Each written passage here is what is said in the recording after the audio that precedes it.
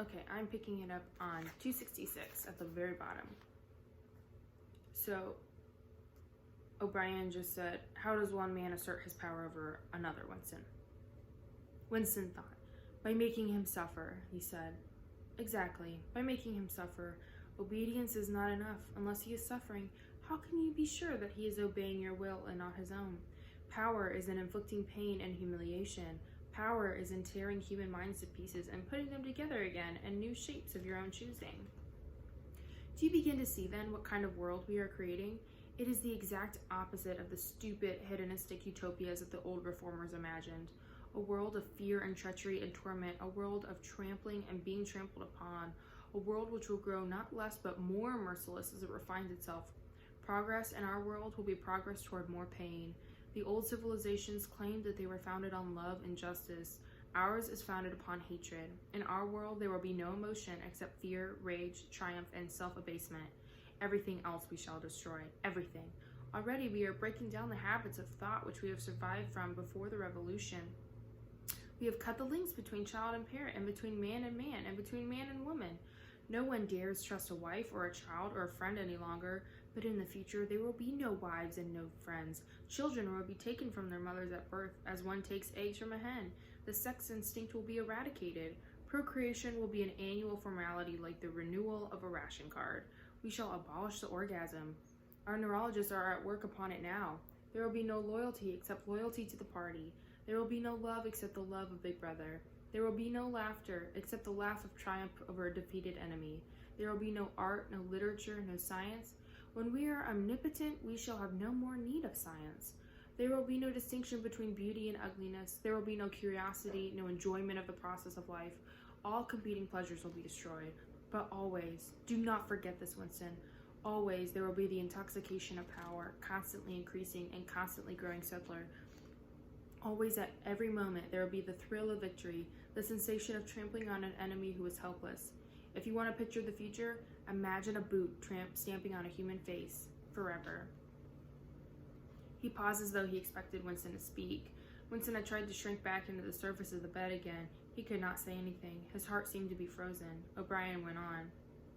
And remember that it is forever. The face will always be there to be stamped upon. The heretic, the enemy of society, will always be there so that he can be defeated and humiliated over again.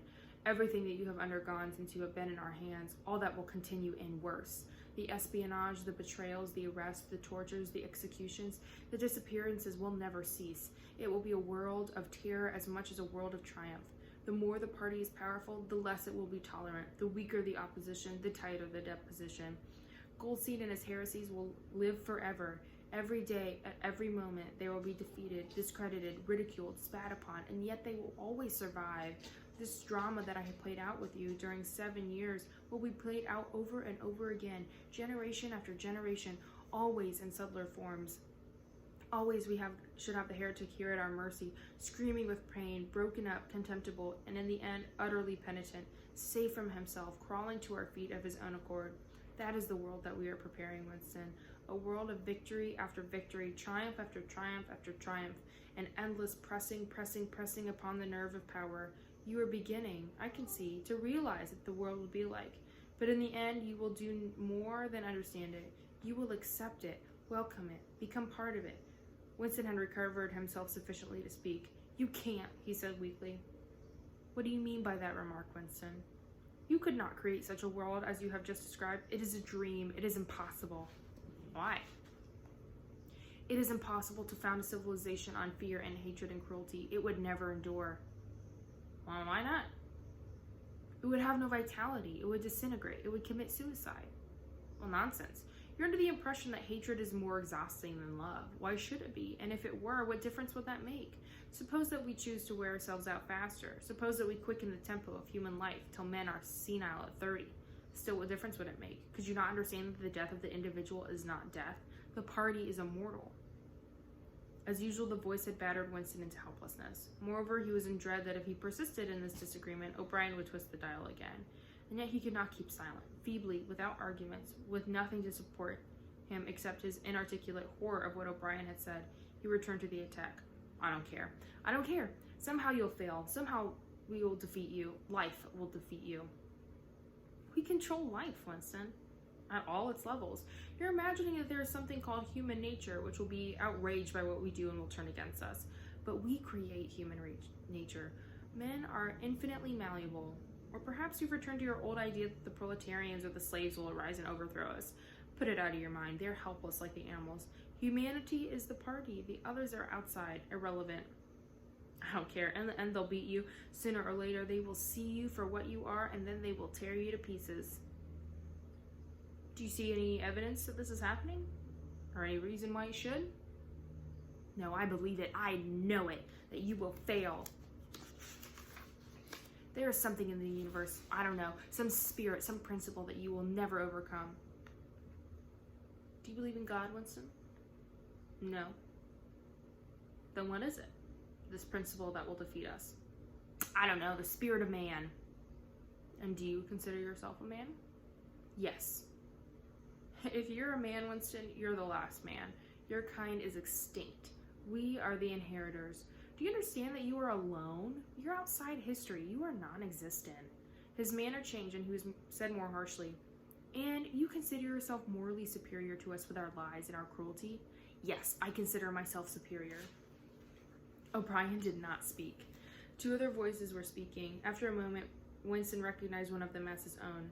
It was the soundtrack of the conversation he had had with O'Brien on the night when he enrolled himself in the Brotherhood. He heard himself promising to lie, to steal, to forge, to murder, to encourage drug-taking and prostitution, to disseminate venereal diseases, to throw vitriol in a child's face. O'Brien made a small impatient gesture as though to say that the demonstration was hardly worth making. Then he turned a switch and the voices stopped. Why would he do that? Why would O'Brien why would O'Brien make Winston listen to that tape? Well, I think it's because, Winston still believes that he is so much better than the party.